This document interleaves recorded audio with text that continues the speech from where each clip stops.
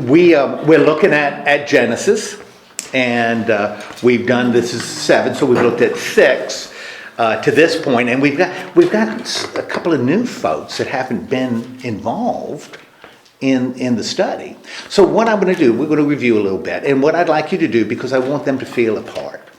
I want them to feel a part, right? Because I'm a kind person, right, Van? Yes. And I like people to feel included. Yes. Right, yes.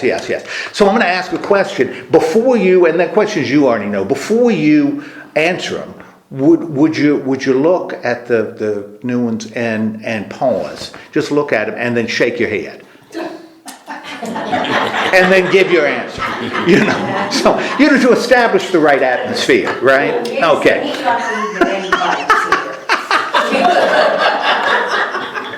Oh, that's why my wife says my humor is an acquired taste. That's what she says. She also says I'm not nearly as funny as I think I am. Okay, we're She's a wise woman. She's a wise. That's exactly right. Anyway, we're looking at Genesis and sort of as a fundamental, because this fundamental piece, we're going to see it in what we're looking at today. In fact, and I will continue to emphasize this because I don't want us to forget it or be lulled into a different perspective. Genesis is a lot of stories written at different times by different people. A lot of them may go way back before, the person who finally writes them down, and the person who wrote them would write it down.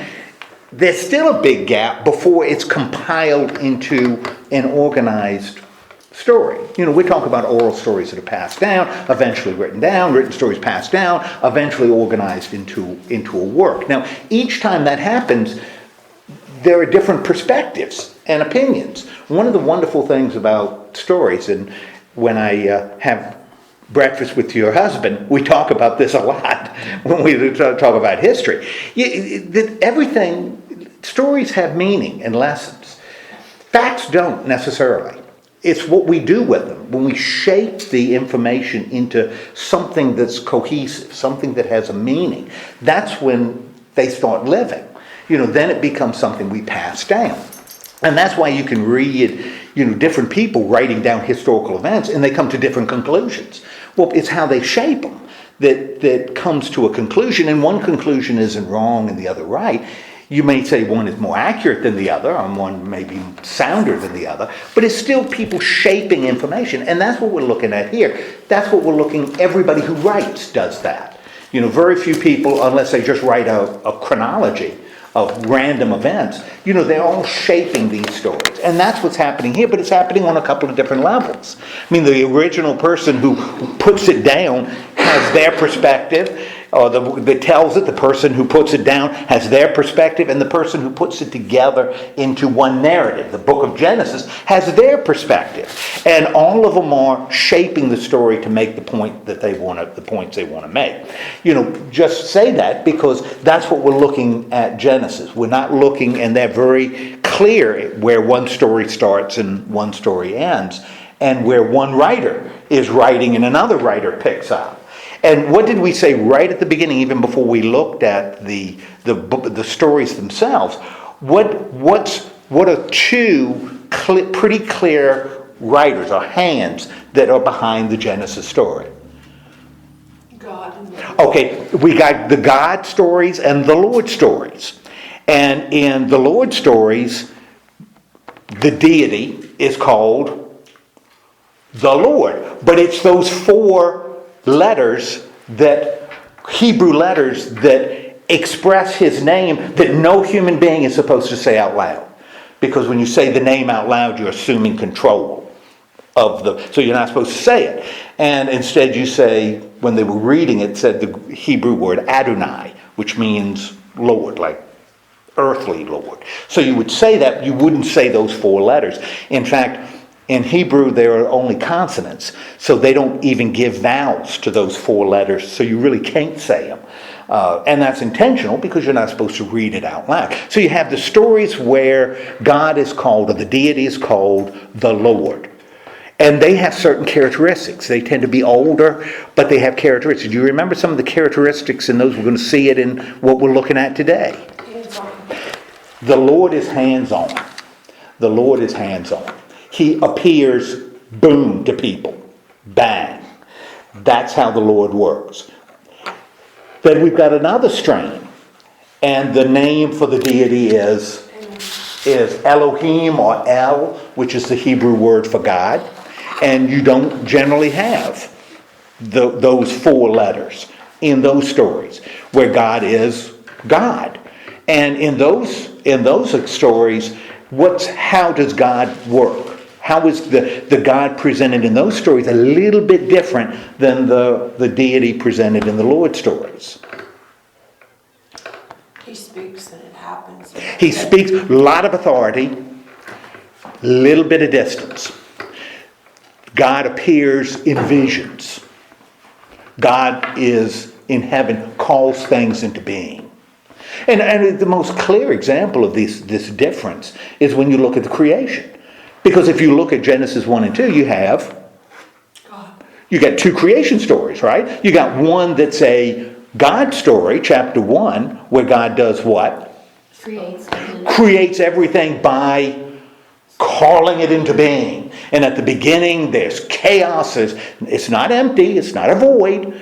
There is at the beginning in the Genesis 1, there's water, over the face of the deep. And what God does is He brings order out of this chaos. He creates a bubble in the water. But God does it by just saying it. Boom.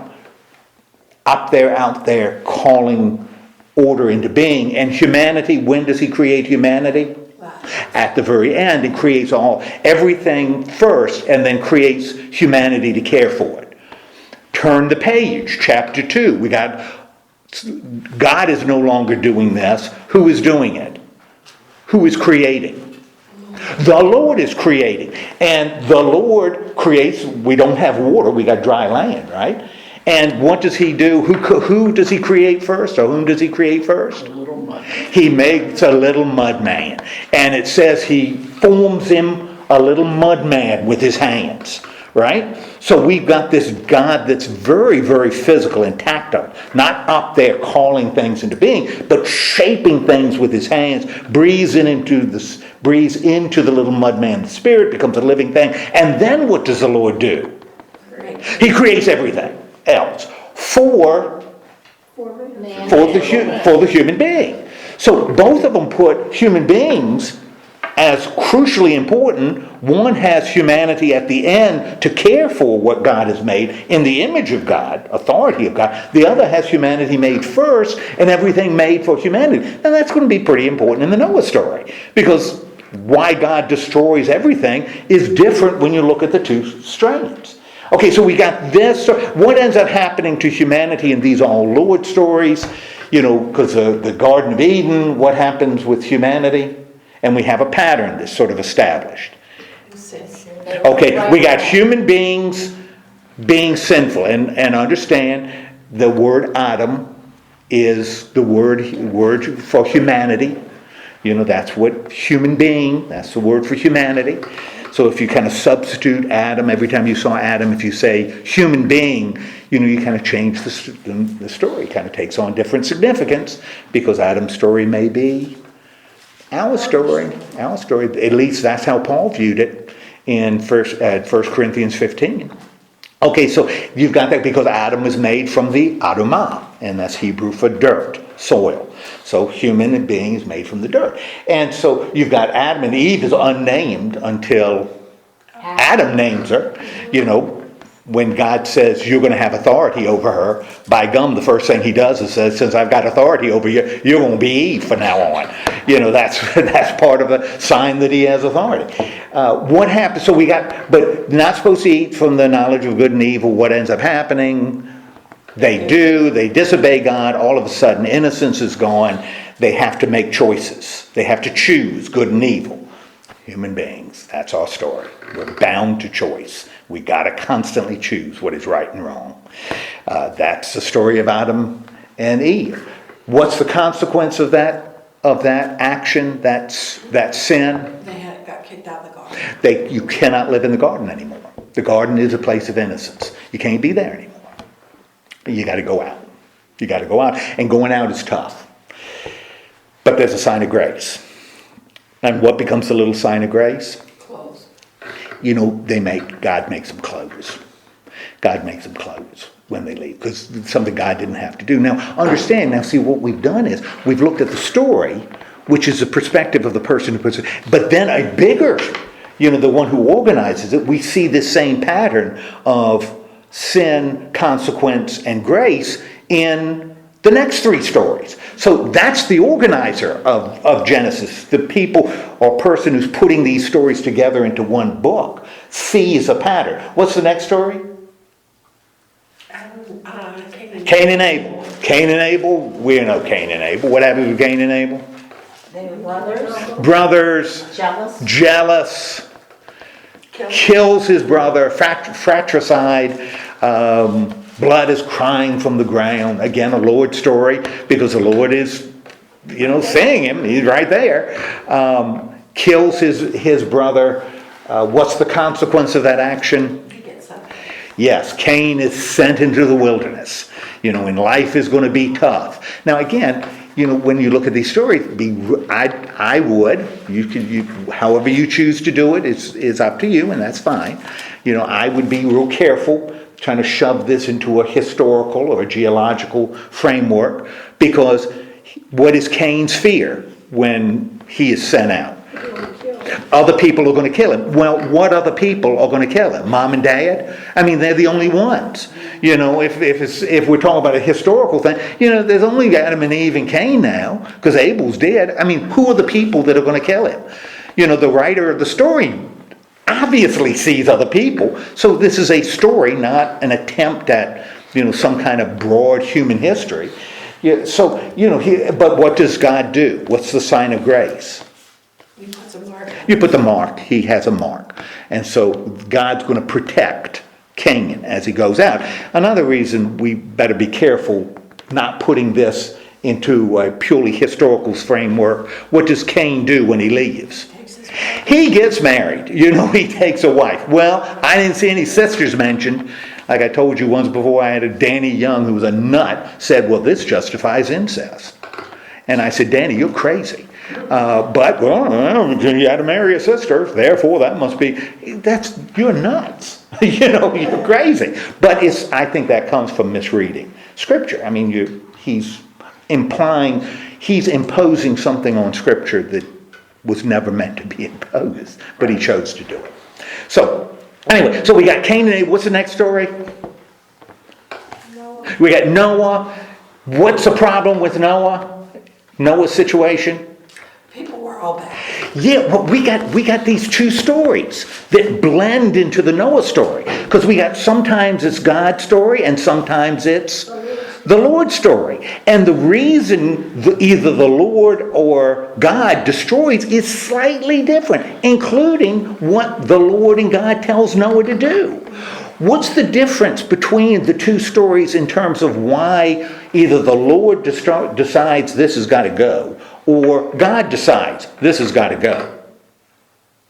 Remember? The number of pairs. Okay, the command is different, because in the God story, the God account of Noah, what does God tell? Okay, two of every kind. One pair. Yeah, one pair of every kind of animal goes onto the ark. That's what we tell. That's what we tell kids, right? The kid story is 2 by 2 by 2. That's what we tell our kids. But that's not the Lord part of the story. What does in the Lord, when the Lord tells Noah to get on the boat, what does the Lord say? 7 pair of the clean, And 2 unclean. 2 pair of the unclean. Now, why is that really important later? Possibly half of the clean ones. Well, and what does Noah do as soon as he hits dry land? He performs a sacrifice. Lord have mercy, if it's only 2, you can't be sacrificing anything after you get off the boat. So the Lord's story has 7 pairs of clean, 2 pairs of unclean. And so it's slightly different. What I find fascinating is the people who are organizing this, or the person who's putting this story together, they're not stupid. I mean, good gracious, in the space of 20 verses, you see 2 different commands in terms of the animals on the boat. Lord have mercy. They saw that. They believed it was important enough to include both, that they needed to include both. Okay, even the reason why God is just doing this is different. Because remember, in the God story, human beings were made to take care of creation. Therefore, what's the problem? There's no creation. All creation is corrupt. And that's what he says. All creation had become corrupt. Therefore, God isn't just going to wipe out, it's not just humans, it's all. Therefore, it is going to be global. All creation is going to be wiped out, right? Ooh, the Lord, since creation was made for humanity, humanity is bad. And if humanity is bad, creation has no purpose. Because creation was made for humanity. And if humanity is bad, then... So in both cases, you can destroy, God destroys everything. But the reason is slightly different. Because both stories, there's a flow. It's consistent within those stories. Okay, everything is wiped out, right? Sin, whether it's all creation, whether it's just humanity, wickedness. Is that wickedness expressed, articulated, what the wickedness was? No, wasn't articulated, just had become wicked. Everything is wiped out. What though, if there's a pattern here, what becomes a sign of what so you have sin, destruction, and if we look at Genesis 1, he removes the protection from the waters, the chaos, and creation is wiped out. What's the sign of grace? The ark. We got a little boat floating on the chaos. Little boat floating on the chaos. Sign of grace. Same pattern. Okay, the boat hits dry land. Again, we got 2 stories here. According to the Lord's story, what do? As soon as they hit dry land, They sacrifice. they build an altar and they sacrifice. And God says, man, I like the smell of that sacrifice. I'm not going to do this again. Right? God's story, a little different. God decides, again, same decision, slightly different reason, and the sign is different. Decides not going to do it again, puts what in the sky? Going to put his bow in the sky as a reminder that he's no longer going to release the chaos. Chaos is never going to, he's never going to destroy creation by allowing chaos to reestablish itself. All right, so we got these 2 stories. What does Noah do as soon as he hits dry land? He plants a vineyard. What happens in the vineyard? He makes wine. What happens with the wine? He drinks it. What happens after he drinks it? He gets drunk. What does he do when he gets drunk? Goes to sleep naked. Becomes naked. He gets naked in his tent. Who sees him naked in his tent? Ham sees him naked in his tent, and he says to his brothers, Dad's naked in his tent. Dad's naked in his tent. And his brothers, go in backwards and cover up knowing what happens. Ham is cursed, but the curse falls on Ham, but it really falls harder on Canaan. And in the story, sometimes Canaan seems like a son, the son, sometimes he's the grandson, but the curse falls on Canaan. Now, why would it fall on Canaan? Because they're the bad guys. They're going to be the bad guys in the story. Even the evangelist Matthew saw the Canaanites as bad guys. That's why he took a story that Luke had about the Syrophoenician woman and changed it to a story about a Canaanite woman. So even Matthew continues to see the Canaanites as the bad guys. You're not going to see any good Canaanite in Scripture. They are always bad. They are always bad because they're cursed. They're the ones that were cursed by God. Okay, so we got now same pattern though. What's the last story in this prehistoric sort of not trilogy because we got 4 of them. What's the 4th one? Tower of Babel. And what happens with the Tower of Babel? It gets stopped being built. Okay, humanity decides it's going to do what? Build a tower to be and reach. Once they build this tower, they will be God. They will be God. And what does God do? No, that's not going to happen. And it's, even when you read the story, there's an irony. Humanity thinks it's built this tower to reach God, and the writer says God looks down.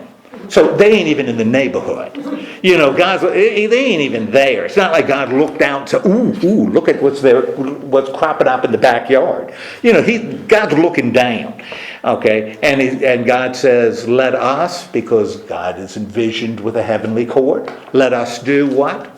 Confuse them. We're going to confuse their languages. And we're going to spread them out in the world. Now understand, all these stories not only are consistent about Israel, but more importantly about God, they're also written to explain to people living later why the world is the way the world is. Why do we dislike Canaanites? Well, son, let me tell you the story. Why don't we speak the same language if we were all created by the same God? Well, let me tell you the story. All of these stories are intended to explain something to people that are living in a very different situation, much later. All of these situations have people spreading out over the earth. Right.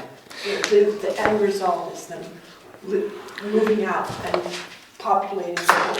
And again, that's Even the beginning, they said. That's right. Even the God writer has that, of the sons of Noah. These are the sons. Shem are the good ones. Japheth are the ones that aren't too bad. Ham are the ones that are real stinkers. But he lists all the nations that came from these, because what they're trying to do is explain something that's a reality later, but projecting it back. And that's what we do. That's what people tend to do. Okay, now we've got this sign of sin, arrogance, human arrogance, right? We've got consequences, can't talk to one another, scattered all over the world. What's the sign of grace? No sign of grace in the story. So that pattern's been broken until we look at the next chapter. And who is introduced in the next chapter? Actually introduced at the end of this chapter, chapter 11. You've got Abram. And all of a sudden he's introduced. And what happens in just a nutshell to this point, and again, we've got these two stories blending and touching one another and flowing. What goes on with Abram? He has to leave where he is and go somewhere else. First, you got a covenant, right? Established with Abram. And it's a Lord story at first. That first covenant is a Lord story. And what does the Lord say? I want you to go. I want you to go. You got to trust me. I'm going to take you to the place you need to be. Because he makes a covenant, which means it's two sides, right? I'm going to take you to a place you need to be. And what am I going to do for you?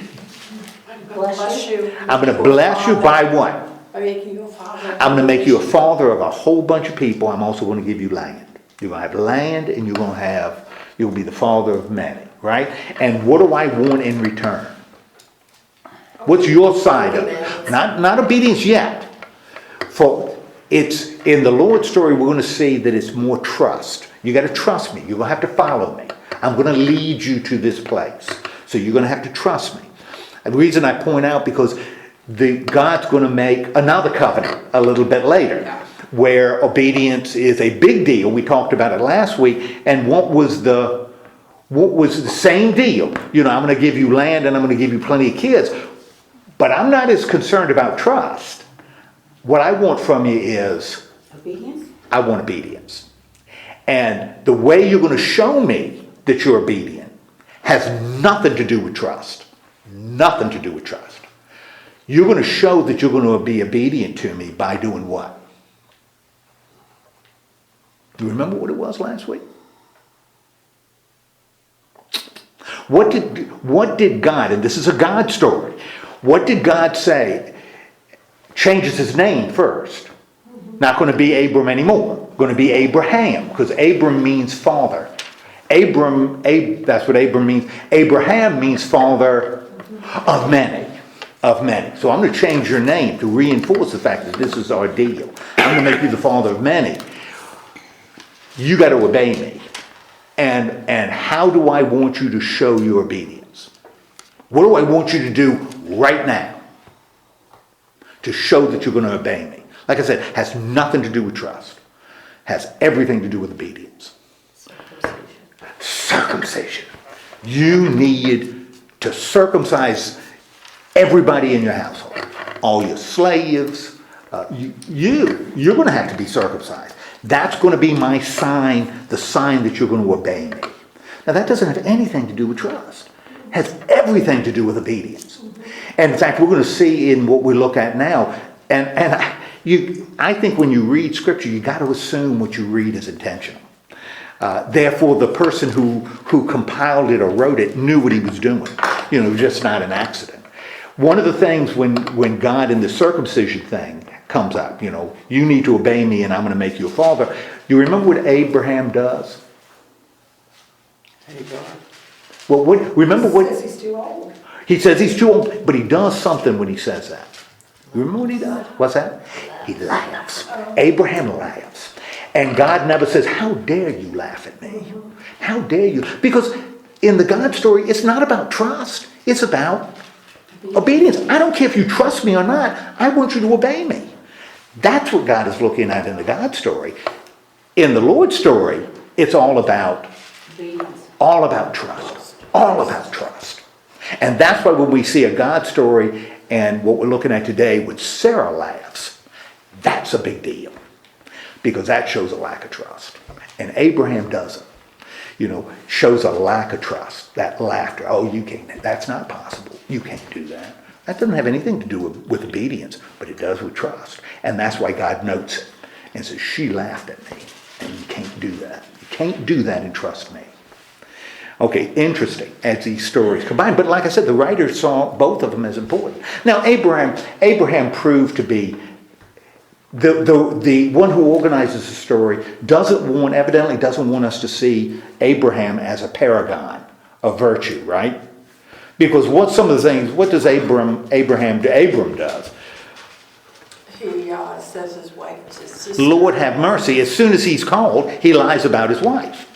And that's a Lord story. In a Lord story, he lies about, Sarah. And in Egypt, when he's in Egypt, and he gets all this stuff, right? And he finally leaves and gets to take parting gifts with him as he parts. He gets to keep his stuff, right? And he becomes a very wealthy person. Then he does it again. And then he will do it again in what we're looking at. But today it's going to be a God story. It's not going to be a Lord story. It's going to be, but you're right, he does it again, and by gum, his son's going to do it too. Isaac is going to do the same thing with Rebekah later. Oh man, what a family. Now, but understand, the writer, the compiler, is choosing to include that story. He didn't have to include it. Like I told you, there's another ancient compilation of these stories called the Book of the Jubilees. And he didn't include that story. They didn't include that story because it makes Abraham look bad. And they didn't include it. The fact that it's included here shows that evidently the one who's doing it doesn't want the reader to say, I want to be just like Abraham, oh, what a wonderful guy. If we only knew where he was buried, we could go and worship, leave him flowers. Oh, let's paint pictures of Abraham and put him in our synagogues. Oh, because he's such a great hero. That's They're not human. Yeah, that's exactly right. Imagine that takes a lot of chutzpah to present Abraham as a really human being. Okay, so we've got in chapter. So he's made this covenant again with Abraham, and Abram laughs. No consequence. What happens at the beginning of chapter 18? He gets a visit. Right at the beginning, who shows up? The Lord. So now, boom, we know we're in a Lord story. And the reason I keep on mentioning is that should kick in some things. Faith is really important in the Lord stories. That's a big deal in the Lord stories. Obedience, but faith is going to be really important in the Lord story. So you just want to think about that a little bit. And don't be surprised when God shows up. Because in the Lord stories, that's what he does. Doesn't appear in visions. He shows up, knocks on your door. Who's there? The Lord. So the Lord appears, right? And what happens? There's three people. There's three. Now, if you want to do Trinity with it, go for it. I think that's wrong. I don't think it has anything to do with Trinity. Even the New Testament didn't pick it up. The writers of the New Testament didn't pick it up as any kind of allusion to Trinity. 3, we've talked about it before, is what? Godly. Is a godly number. It just plain is. Ancient people love prime numbers. And 3 is a prime number. And 3 is a big deal. 4 is an earthly number, 3 is a heavenly number. So the fact that the Lord shows up with 2 other people is not a surprise. Now, why would the Lord show up with 2 other people? Because the other 2 were going to Sodom. That's right. The other 2 are going to Sodom and Gomorrah. And like I said a little while ago, the ancient people envisioned, heavenly courts. So, that's why they will talk in third person plural or first person. We need to do that. We will go down and scatter. They envision that surrounding God. Okay, so the Lord is showing up, and it's the 4 letters for the name for God that you're not supposed to say out loud. Okay, how does Abraham respond? He says, "Come sit down, I'll feed you."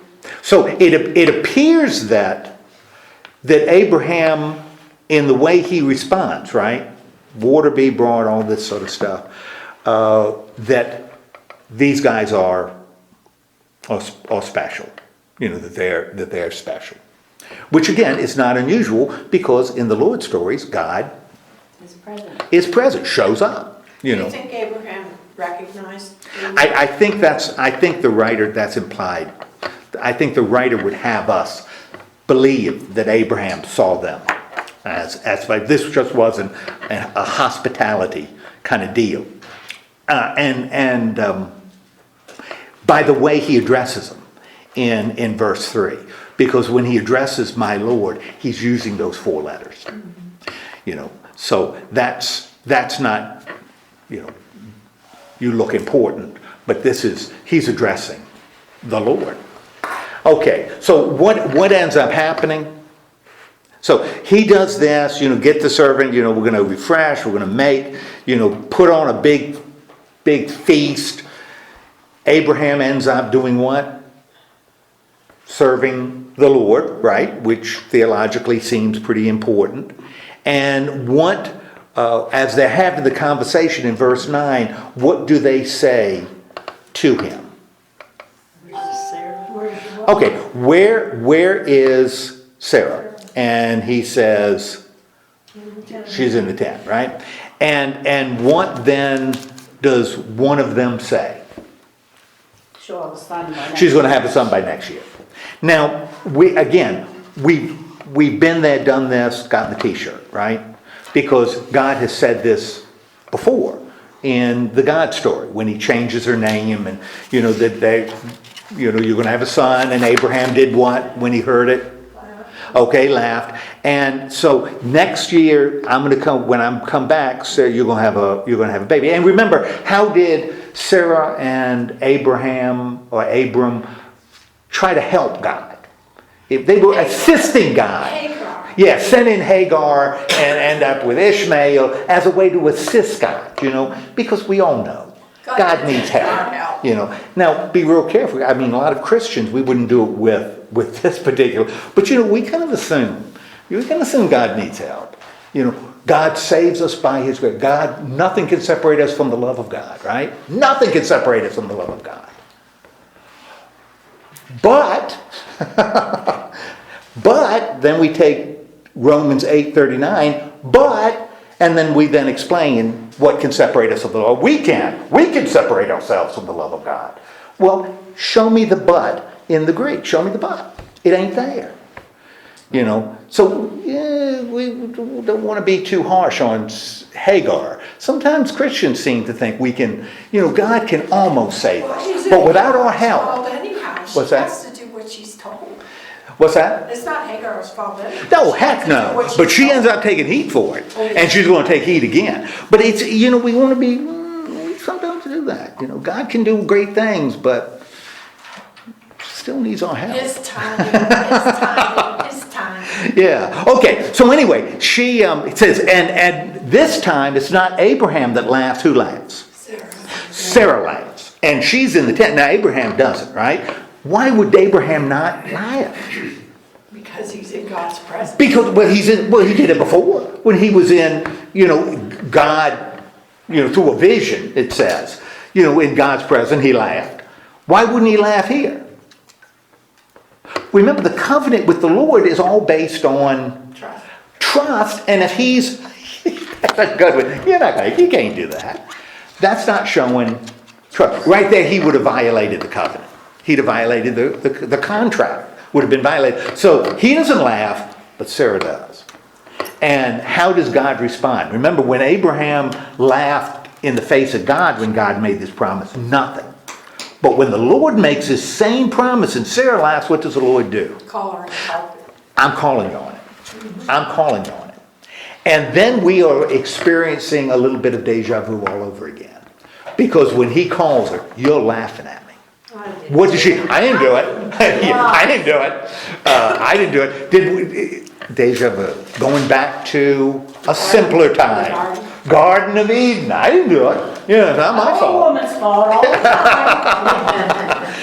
Well, and God says, I'm going to remind you every day of your life that you did it. I'm going to remind you every day of your life that you laughed at me. How are you going to do that, Lord? How does the Lord remind her every day of her remaining life that she laughed at him? Pain, childbirth. Okay, her son. What will the son's name be? Isaac means laughter. Isaac means laughter. So she's going to name the son Isaac, and Isaac means laughter. Everything's related by gum. But understand, even though she doesn't show faith, Abraham never wavers in his trust, at least by this story. And the promise, he's not going to withdraw the promise from her and send it to Ishmael. She's still going to be the one who will bear the promise. Okay? Now, in verse 16, so we got that. Verse 16, we got a shift. So we got the promise made again of a son. We got a shift in verse 16. What's the shift in verse 16? They're getting ready to leave, and they want to know if they should talk to Abraham about Sodom. Okay, going to Sodom. And now we already know about Sodom, right? Because the writers already told us. What do we know about Sodom? It's evil. Wicked, wicked, wicked, wicked, wicked. Evil, evil, evil, evil, evil. Okay. Don't know why, even when God says they're wicked. Don't know why, but they are wicked. Okay, and so what does so they're talking about, should we tell Abraham, what's the conclusion? Should they tell him? Yeah, I think we should tell him. Abraham is a trusting soul. He's part of the covenant. We need to tell him. And so what do they tell, what does the Lord tell Abraham? He's going to destroy Sodom. Okay, it is a wicked place. The outcry, which is kind of interesting because this is a Lord story and another Lord story early. The blood of Abel was crying from the ground. Now we've got the same thing. There's an outcry about Sodom and Gomorrah, right? No mention of sin. We'll talk about the possibility of homosexuality a little bit later. But we see something very similar with this wickedness. What other story did the Lord say, man, this is one wicked place? Noah's story. We got one wicked. Now we know he's not going to release water. We're not going to release chaos. He's not going to release chaos. He's not going to change that bubble, right? Because he promised he wasn't going to do it. So he's going to still protect humanity. But, there are consequences for sin. Okay. So the two... Can I interrupt? Sure, absolutely. Back you up just a little bit. Yeah, sure. I'm still stuck on Sarah. Okay, I good. made the statement that hers was a disobedience, not a lack of trust.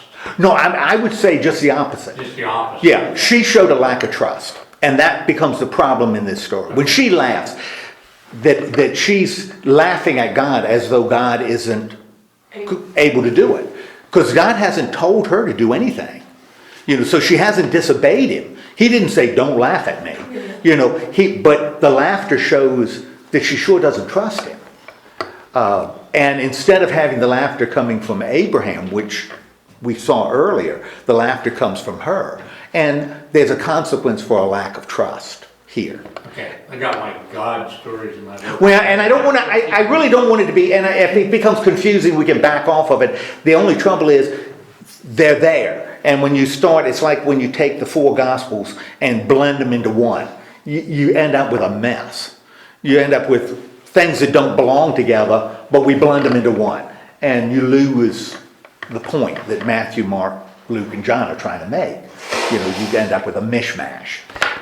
So we're walking a fine line. I don't want it to become confusing. On the other hand, there seems to be two really different stories flowing, maybe even three flowing through here. Okay, but here we've got, but that's a great question, and I'm glad you asked it. Okay, we know so the two guys are going to Sodom, and we got Abraham and who? The Lord. We got Abraham and the Lord sitting down, Debating. facing one another. Debating. It really is. They're really debating. I got a question. Yeah. I thought you couldn't see the Lord. Well, you certainly can in the Lord stories. You certainly can in the way the Lord is described in those stories. Yeah, boy, you can see him. Remember, when right at the beginning in Eden, the Lord is walking through the garden. And he sees them and they see him. And in the Cain and Abel story, the Lord is there with Cain. So in these stories, God is very, very personal and very, very close. If you look, and as we go later, God becomes more detached, to the way people see him become more detached. And so you get to a point where you don't see him anymore. But even early on in the God Even in stories, Moses, he said, turn your back. that's exactly right. That's exactly right. And that's exactly right. But here they certainly are. They certainly are seeing the Lord. And that's just a characteristic we see in the Genesis, in this strain in the Genesis story. But we never see God, we only see the Lord. Well, we do, but that's the Lord, that's the proper name for God. It's like, do you see Ed? Well, or the pastor. That's kind of the pastor or Ed. Well, Ed is right here, but it's the same person. And that's what this writer is doing. He's combining these images into one. So we don't have two gods. We have one God that's being expressed in different ways. We saw that too when all of a sudden the writer includes other gods like El Shaddai and Elohim and El Elyon. These other Hebrew gods. He combines them into the one deity, which is kind of interesting. That's what he do. That's what he's doing. The God of the mountains and the God of the storm and the God Almighty. He just includes as one. They're all the same God, just different names for the same one. All right, so we got these two angels here, right? And they're going to go to Sodom, right? And Abraham is debating with God. And what is the nature of the debate? About destroying the city. It's about destroying the city.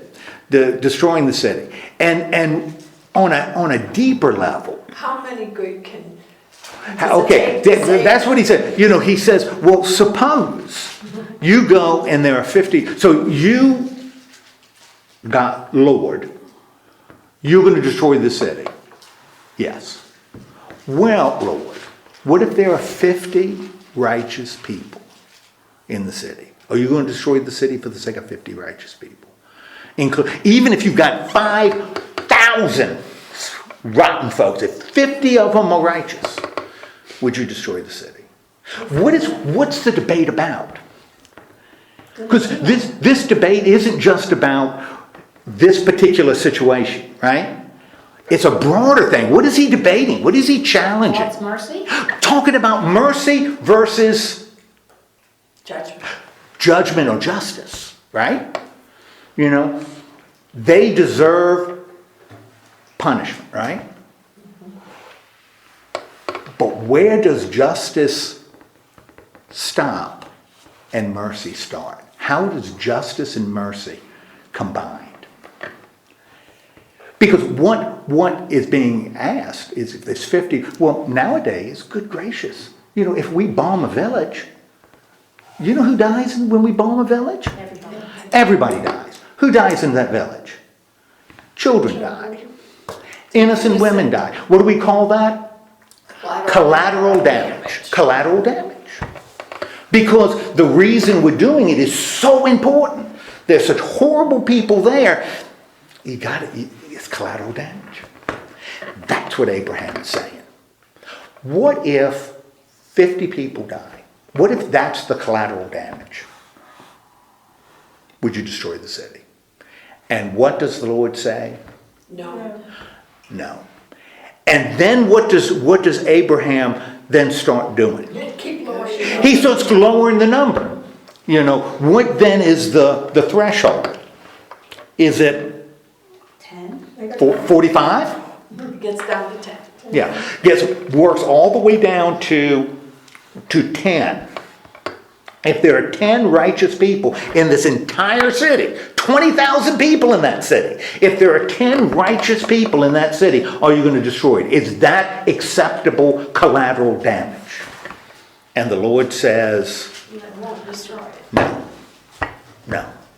Now, if we look at just this limited thing, that's kind of interesting, we might read through it real fast. What is the writer saying about, because like I said last week, this is a story about God. This isn't a story about Sodom and Gomorrah or a story about Abraham. This is a story about God. What is the writer saying about God here? God is a merciful God.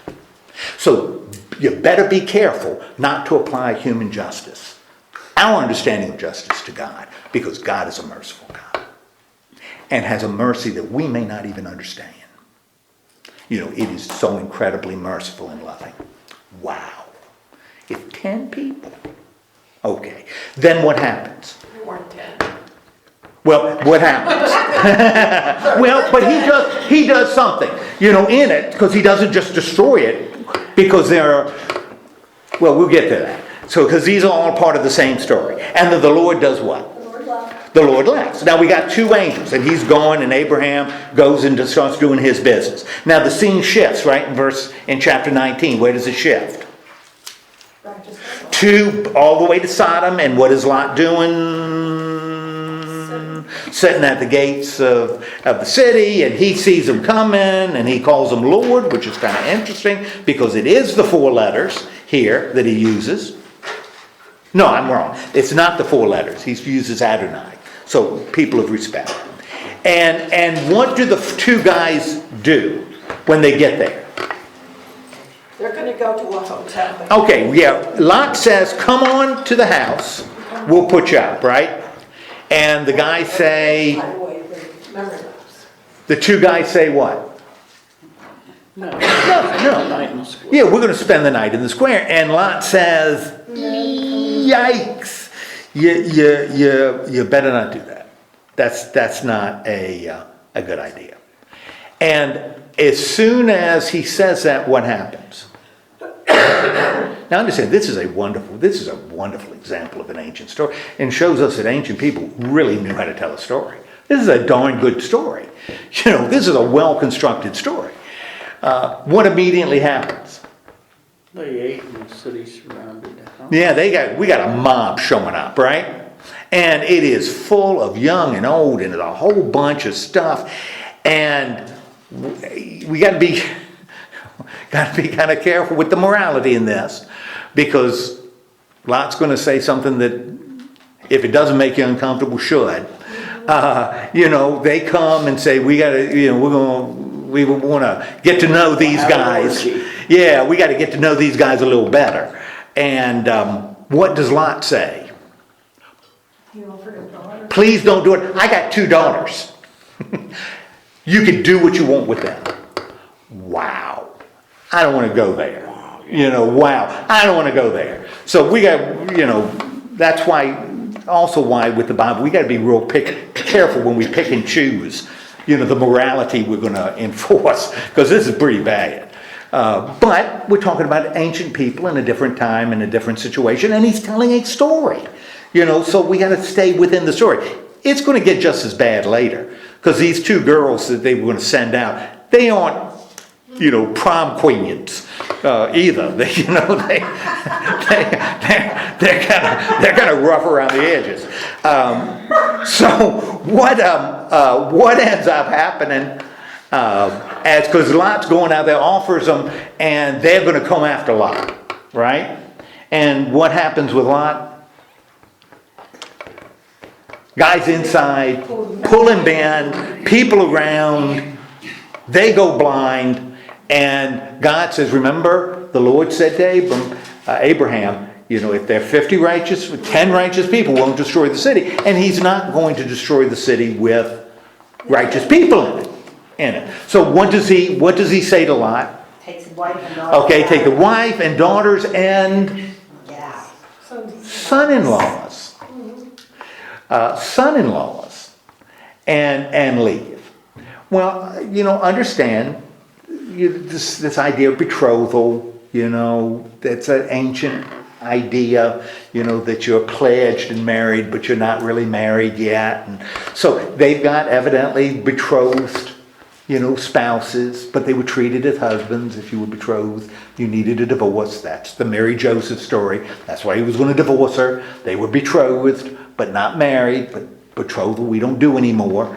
Skip just and the son-in-law say, when Lot says, we got to get out of town. What did the son-in-law say? Son-in-law say, you're joking. Yeah, you're joking. And so Lot says, we ain't got time to play this game. So he packs up himself, his wife, and his daughters. And they're going to go, right? And when the morning dawns, what instruction does the angels of the Lord say? The messengers of God say to Lot? Run back. You better run, beat it out of town. You got to go to the hills, right? Mm-hmm. Because in the hills, and don't look back. Because it's not just going to be these cities. I'm going to do what? I'm going to burn up this whole plain. So you better get off the plain, and get to the hills. And Lot says to him what? Well, I don't think that's going to work. Get to the hills. Because that's a little close to the hills. Why don't you? There's a little bitty town called what? Zoar.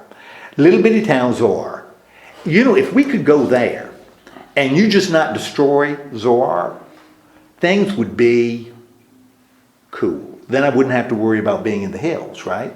So just destroy everything else, but preserve that little town.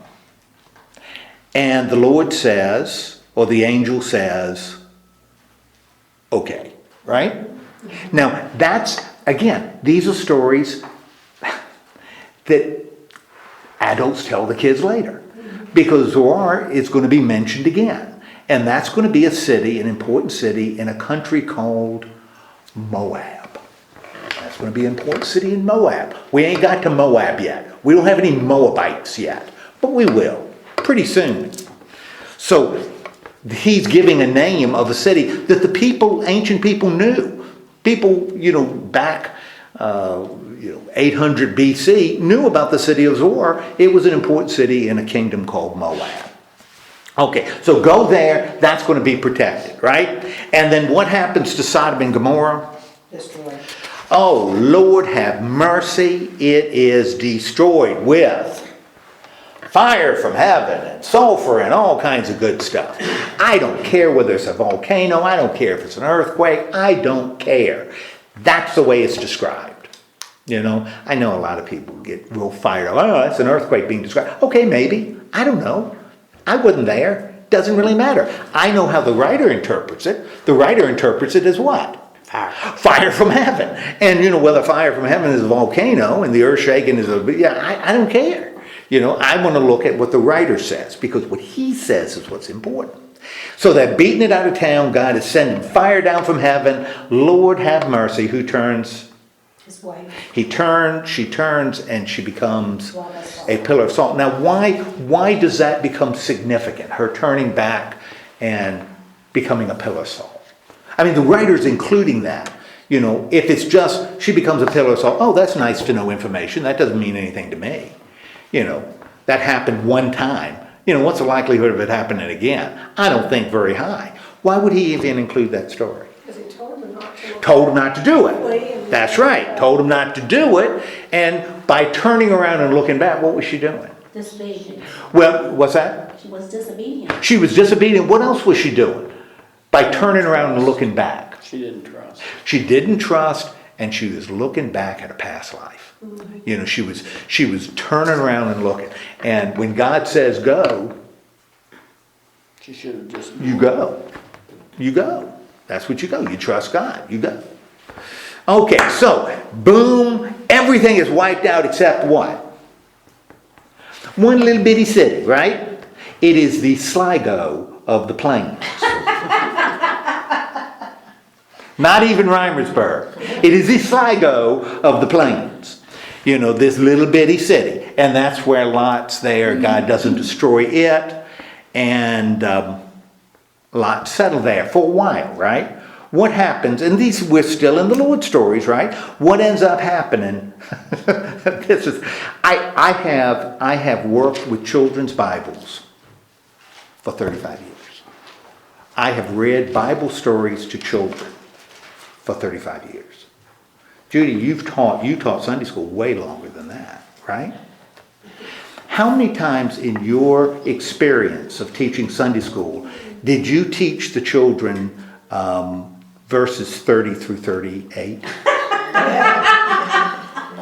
None. I have never read a children's Bible that has this story in it.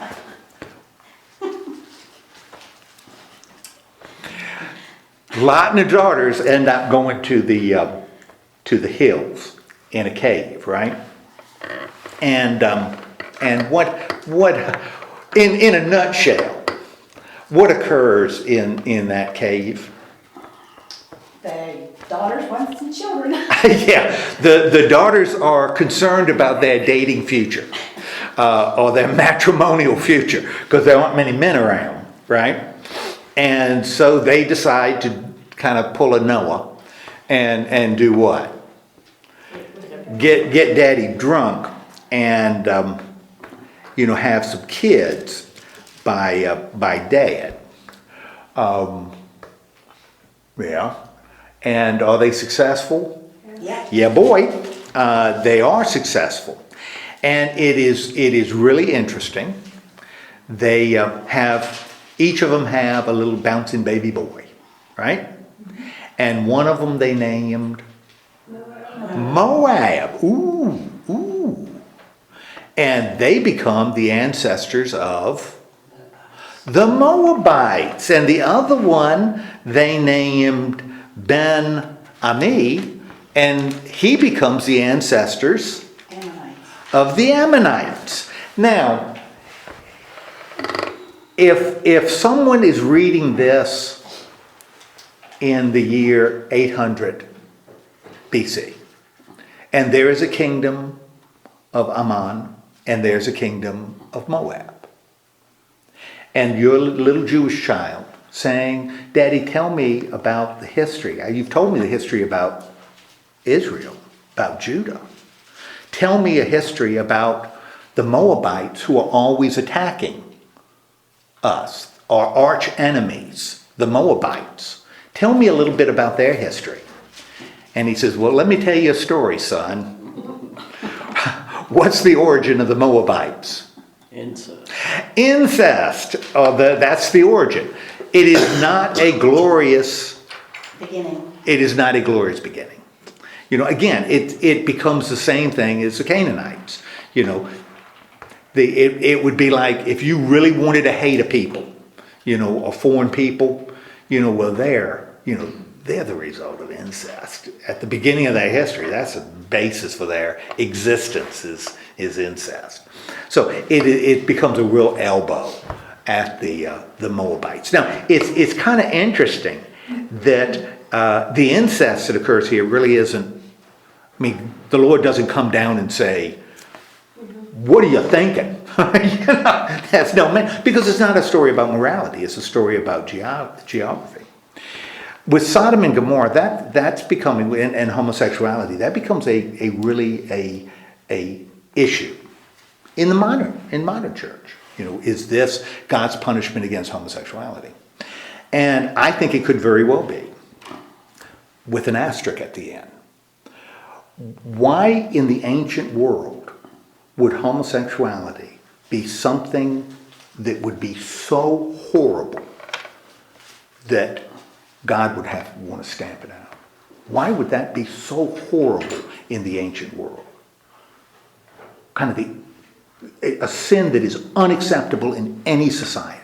That's not how God wanted it to be. Okay. A man and a woman. Why? Unless this is just an arbitrary rule that God said, oh, that's an arbitrary rule. Doesn't make any sense, but I'm just doing it. Why? Why is a man and a woman, why is that so important? And by the way, why can a man have more than one wife, but not a woman? Continue on the generations. Okay, what is a huge issue in the ancient world? And I'll tell you, it's going to be an issue in the world up until about 300 years ago. Bloodline? Well, bloodline is important, and that's why women are really important. Because you can trace bloodlines through women. You can't trace bloodlines through men. You can't do it. You just can't do it. But you can through the woman. A woman knows who her child is. A man... But why is homosexuality such I'm going to tell you something. It is a civilization-ending practice. It will destroy a civilization in the ancient world. Why? Because you wouldn't have any Oh, good! In the ancient world, the population is what? Just like that. Just like that. In the ancient world, the population is not increasing. It is unbelievably stable. In fact, the population of the world is going to be unbelievably stable until about 300 years ago. What happens 300 years ago? People start eating better, medical practices improve, fewer children die in childbirth. All of a sudden, the population, and this is really like 200 years ago, the population does what? Spikes. Goes crazy. Starts spiking. Because we're eating better medical care. But up until that time, population is stable. Why is homosexuality such a danger in a civilization? stop the You civilization. you got to have as many kids being produced as you can for your survival. Why do you need so many kids produced? Because they don't survive. Because they don't survive. Infant mortality is incredibly high. And more, even with infant mortality, the number of women who die in childbirth is unspeakably high. So you've got incredibly high infant mortality, incredibly high death rates among women bearing children. You need, for your civilization to survive, because you are just about breaking even, you need what? You need a lot of kids being produced. Because most of those kids are not going to survive birth, and certainly aren't going to survive childhood. So if you're going to be a productive society, you need kids. What's the one thing homosexuals don't do? They don't have kids. They don't have kids. And that's why men can have, that's why there's no condemnation for all the wives David and Solomon have. Men can have a lot of, because you can have 5 women pregnant at the same time. That's okay, because you're producing kids. A woman can only be pregnant once. It doesn't matter how many husbands she's got. There's only once. And that's why homosexuality is so dangerous. So I think it very well could be a condemnation. That could be the issue here. As we apply it now, we got to ask ourselves, do we live in the same world that we lived in then? Maybe. Maybe you could say, oh yeah, it would still be condemned. It would still be the same. Maybe. I don't know. But it becomes a little more complicated. Probably don't want to use this, because the world is a lot different. So anyway, therefore incest is it's not condemned because 2 kids were produced. It makes it sordid, but it's not, condemned. Those kids don't die. They grow into nations. It's reading the story in that context. And I think that's really important. It's a challenge whenever we look at Scripture. We got to take seriously the context in which it was given, I think. If you don't want to, that's fine. I'm okay with that. But I think you run into trouble. Okay, chapter 20, and we can do 20 pretty fast, because what happens at the beginning of chapter 20? I've seen this story before. What happens in chapter 20?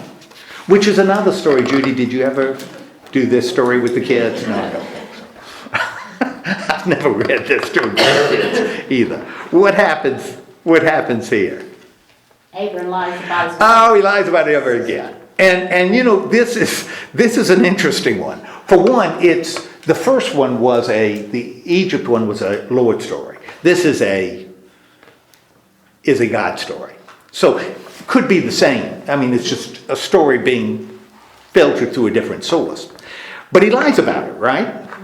And we've got all the characteristic of God stories because Abimelech ends up, and there are going to be a few Abimelechs later.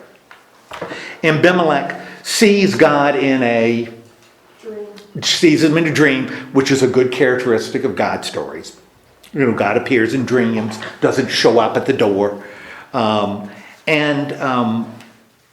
It's shaped a little bit different. So what ends up happening between Abraham and Abimelech? Well, he finds out through a dream that she is Abram's wife. Right? And God had told him that all his people would be condemned because he didn't give her back. Yeah, that's right. And of course now, later story, because God's stories tend to be a little later, Abimelech didn't touch her. Was a wife, didn't touch her. And he has a conversation with Abraham, and in the other story, Abraham is just a pure stinker. I mean, he just lies. In the first story. This one, I love it, when he's talking to Abimelech. What does he say when Abimelech said, "Why did you say she's your sister?" What does he say? I didn't want to be killed. Well, that's what he says to Pharaoh. Here he says, well, she sort of is. If you look at bloodlines and who's related to whom, and so technically I didn't lie. So whoever's writing this doesn't want to present Abraham as quite as bad as the story back in chapter 13. So it's not quite as bad. It isn't good, but it isn't quite as bad. But the results aren't bad at all, right? What were the results? He got sheep, cattle. Lord have mercy. More stuff. He makes out like a bandit, right? More children. Yeah, he has leaves with all kinds of stuff, right? Yeah. Just like happened in Egypt. Now, what might be a sign, just a sign, that this story may have been, how do I want to put it, slightly misplaced? That, in fact, this story doesn't make a huge amount of sense here. And it just shows up. I mean, it happens, and then, it's not like they go back and, they're talking, and Abraham says, you remember when we were back with that? What kind of guy was Abimelech? Did he collect stamps? There's no mention of this again. What would be a sort of an indication that this is either the same story with different characters, or was really misplaced? Either that or Abimelech was a unique individual, had unique tastes. Well, Abram was basically given a lot of stuff. Oh, he made out. He made out.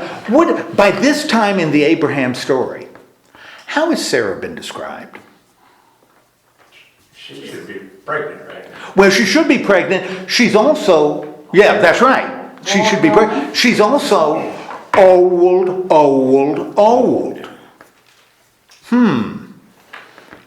Abraham has this old lady, and he's concerned that Abimelech, hubba da hubba. So it doesn't seem, by the way Sarah's been portrayed, recently, that this story makes a lot of sense here, because she's older. She is more, one might say she is more mature. Thank you very much. She is more mature. So it's not a story that fits real well here. But evidently the writer felt it was necessary, the compiler felt it was necessary to include. Why? In the explanation here in this study Bible, it said that perhaps Abimelech hoped to establish a bond or treaty with the wealthy and influential Abraham by marrying his sister. Maybe. So maybe, it was just... Could be. Could be a lot of things. Yeah, and again, why would the writer, and I've emphasized this before, understand they're writing on the skin of reeds. Mm-hmm. The skin of reeds, for crying out loud. That's really, really expensive. Really expensive. So you don't want to waste space. When I'm writing on the computer, Lord have mercy, I can waste as much space as I want. Clearly, some of you who have heard my sermons would attest to that. I can waste all kinds of space when I'm writing because it doesn't keep the bloodline it going. doesn't cost me anything. It's these guys, though, it was expensive to write a word. Back then, when you look at these ancient records, they don't even separate words because space is so important. They hired people who had a tiny handwriting. Had a tiny handwriting because they could get a lot of words on a page because everything was so expensive. So you had people so you look at just their lines of letters, and you had to have somebody that figured out where the words end, where one word ended and the other one started. No punctuation. Punctuation was a waste of space. That's what you had. The fact that he included a story this long as part of his work showed that whoever compiled this really thought it was important. Now, why it's important to say the same story that happened earlier, I don't know. I don't know why this is so crucially important, but it is. Maybe it's something about politics and Abimelech. We've already dealt with that. Political stories about him fighting the kings over Lot. Maybe it's to explain Abraham's wealth. Reinforce the idea that he was wealthy. Maybe it was another shot at Abraham's fundamental moral code. Don't make him a hero because he's pretty human. I don't know, but I don't know why it's there. Just seems like an odd story in an odd place. But it's part of Genesis, and so by gum, we have to take it deadly serious because it's part of the narrative. Yeah. You don't take a story out because you don't know why it's there. But this is what we have. So by the time we get to the end of this chapter, by the time we get to chapter 21, what do we got about Abraham? What do we know about Abraham? What is still the problem? We still have a problem, and we've been looking at Abraham now for 3 weeks, and we got the same fundamental problem. What is the fundamental problem? Well, he's human. The women aren't getting pregnant. Nobody's getting pregnant. Except Hagar. Hagar's the only one. A promise was made to Abraham. Was made to Abram twice. Once to Abraham, you are going to be the father. And so emphasize so much, I'm going to change your name and say you're the father of many instead of just a great father.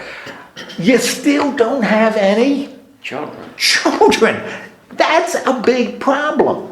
And as I realize every morning I look in the mirror, nobody is getting younger in this story.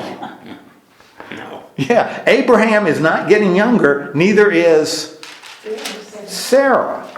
And this is still a problem. This is still unresolved. Well, next week We're not going to have Lot with his daughters. We're not going to have Abraham lying about his wife. We're not going to have any of that good stuff. So next week we kind of enter into the PG part, another PG part of Genesis. So we're moving away from the R to the PG. Because finally, Sarah's going to be able to laugh. Because she's going to have a child that she will name Laughter. So Sarah, we're going to start. Was very old. She was really old. Yeah, She was really old. But I've said before, you throw a dart at a woman in the Old Testament, you're going to hit one that's barren. There are barren women all over the place. And the reason, again, same thing with homosexuality. Barren women, that's a real problem in the ancient world. That's a big problem because the population is so stupid stable.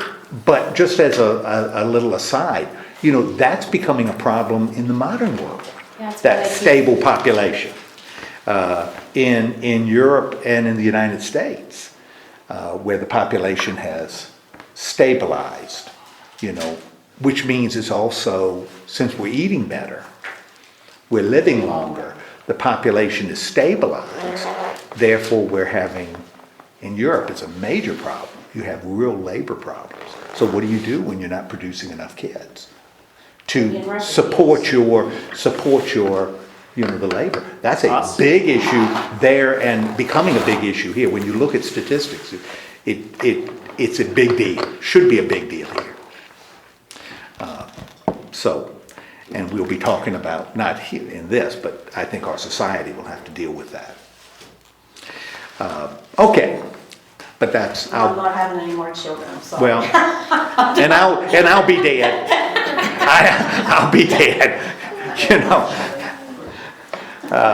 Okay, so let's have a word of prayer and then you go home. Go home. Although I appreciate you being here.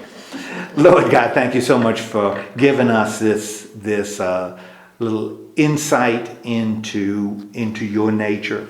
Remind us of the incredible mercy that you showed in your conversation with Abraham. But also the justice that you displayed on the plains around Sodom and Gomorrah.